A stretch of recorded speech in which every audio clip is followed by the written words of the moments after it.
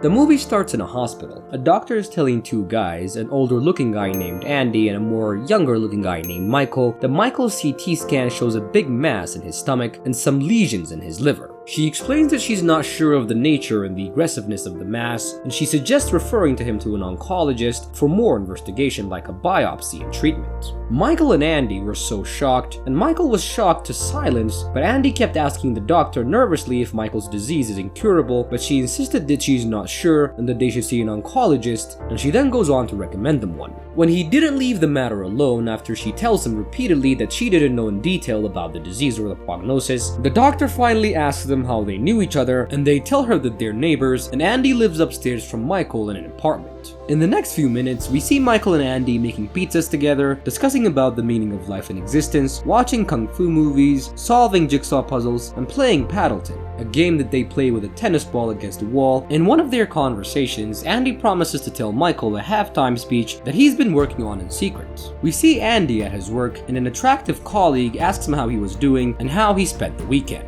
Andy seems both flattered and surprised by the small talk, and he tells this to Michael in one of the games of Paddleton. On the morning at the field after they finish their game, Michael tells Andy that he talked to an oncologist and that there was no cure for his disease. He says that he doesn't want to spend any day in the hospital with the tubes and the medications, so he's decided to take his life with prescribed medication before it gets worse while he's still feeling like himself. And he asks Andy to be by his side when that happens. Andy tries to talk him out of it by mentioning several people who survived from many difficult situations, but Michael's mind was already made up. When Andy tries to search for pharmacies which fill the prescription for the medication of Michael to end his life with, he finds out that the closest pharmacy was located within a 6-hour drive. The nearby pharmacies were unwilling to fill the prescription because of moral reasons. Andy's reluctant to help Michael end his own life, but agrees to join him on a road trip to the closest pharmacy that will fill their prescription, which is about 6 hours away. During their drive, they discuss genie in a bottle style wishes, and Michael says that if he was given 10 wishes, one of the wishes would be to be invisible. Andy says that one of his wishes would be to say pajama on one night when he was too tired to change his clothes. And when Michael mentions that they were low in gas, Andy starts panicking and says that they will be drinking their urine in a few moments. Michael was surprised with why he would go from low gas straight to drinking urine, bypassing other alternatives like hitchhiking and walking to the gas station. Andy was not convinced with Michael's view, and it was clear that he was not thinking clearly and that something was bothering him, most probably his friend's imminent death. We then see Michael getting a call from his sister, which he lets go to voicemail, and he tells Andy he told his sister about the cancer, but not about his decision to take his life before things get painful and ugly. They then stop to visit an ostrich farm on the way. When they pick up Michael's prescription from the pharmacist, Michael talks over the phone, and Phil was not in, but another pharmacist, Dave, was standing in for him. Andy insists that they come back when Phil is in, but Michael says that they can take the medication from Dave as well. Andy insists that they come back, but it seems as if that he just wants to delay the process in whatever way possible. But it didn't matter, as Michael was adamant about taking the prescription from Dave. The pharmacist explains how the medication works and how he needs to take them when he decides to take his life. He then tells him that he has to take an anti-vomit pill 1 hour before he takes the lethal dose so that he doesn't vomit, since the drug could be a bit sour. He then gives him the pain medication, which is to be taken to be free of pain, but if 100 of the pills are taken once, they will be lethal. For the medication to work, he warns Michael that he only has to take exactly 100 pills, nothing more, nothing less. He also explains that if in case he changed his mind about taking his life after he took the lethal dose, he can call the emergency room immediately and they can start the resuscitation process right away. Andy then insists that he pay for the medication, but his card gets declined. Andy then gets into a verbal altercation with his bank, and Michael finds the whole thing to be funny. Andy was blowing the whole situation out of proportion, as he was still acting very odd about his friend's situation. Wait, hold on. Did you subscribe to our channel? Come on guys, you're here, you're watching the video. Help us out by hitting the subscribe button, as it really helps out me and my team to make more videos for you guys. And now, let's get back to the recap. When they check into a hotel, they were mistaken for a gay couple by the owner of the hotel, who was a bit too talkative.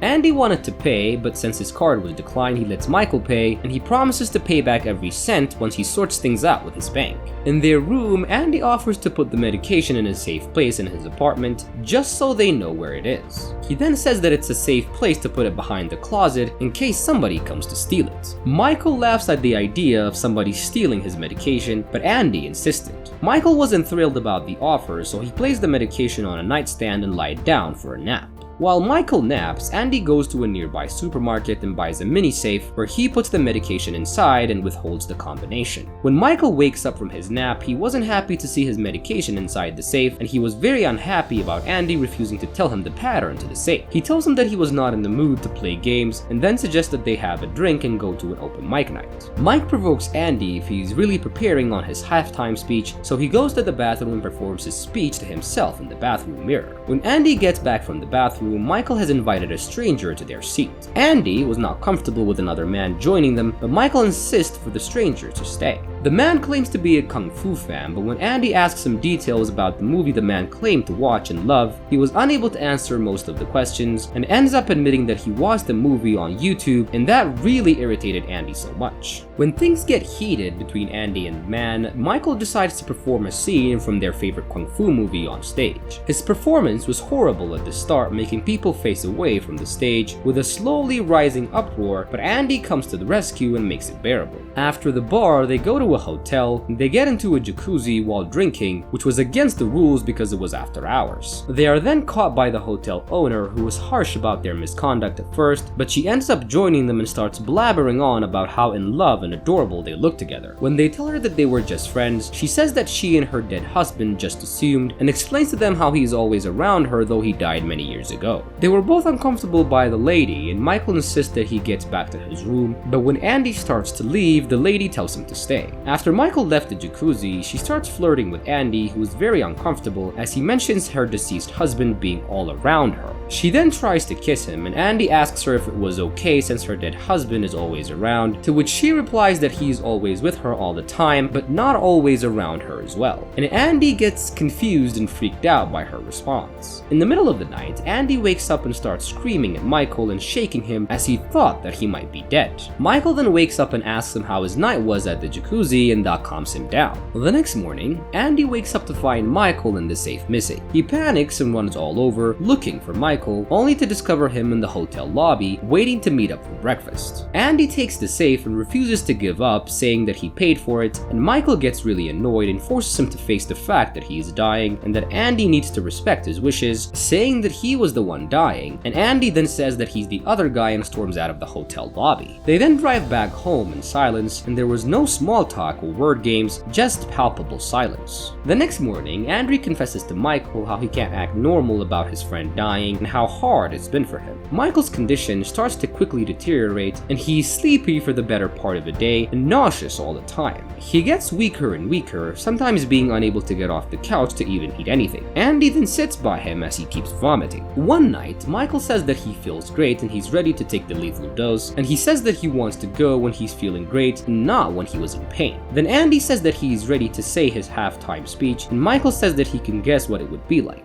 When he starts saying some parts of the speech, Andy was surprised, and when he asks how Michael guessed, he tells him that he heard him practice about 100 times through the vent.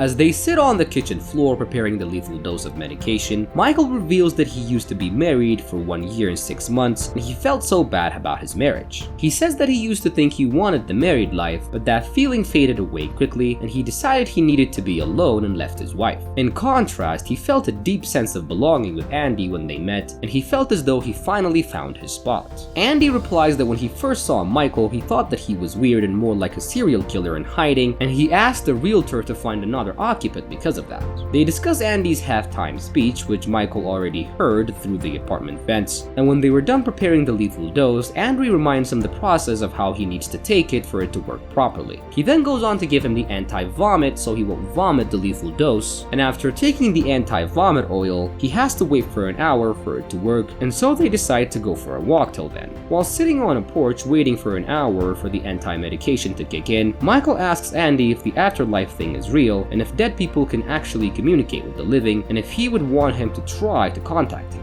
And while discussing ways for Michael to contact Andy, the 1 hour was up and they go back to the house for the final dose. In the house, Michael seems nervous and couldn't decide whether he wants to take the medication, whether on the bed or on the floor or on the couch, and he finally decides to take it on his bed. Ready to die, they deliver the lethal dose of the medication, and Michael then gets very scared and starts shaking and panicking. Andy tries to comfort him, though he was very emotional himself, and after a moment of fear, Michael dies peacefully in his own bed after they reaffirm confirm their platonic love for each other, leaving Andy devastated. In the next few scenes, we see Andy mourning and cleaning out Michael's things, and then we see him as he tries to live out his usual life of kung fu movies, puzzles, and Paddleton. But this time, since he was alone, he feels lonely and unfulfilled, and it's obvious that he misses his friend. Sometime later, Andy meets a single mom named Kirsten and her son Evan moving into Michael's old apartment. He reassures them that they have the best apartment in the complex and explains the game of Paddleton to Evan. He promises to give him a rousing halftime speech if he ever needs it, and Andy returns to his own apartment with a smile, maybe because of the possibility of finding a new friend who could potentially serve as a replacement for Michael. And that is how this amazing movie comes to an end.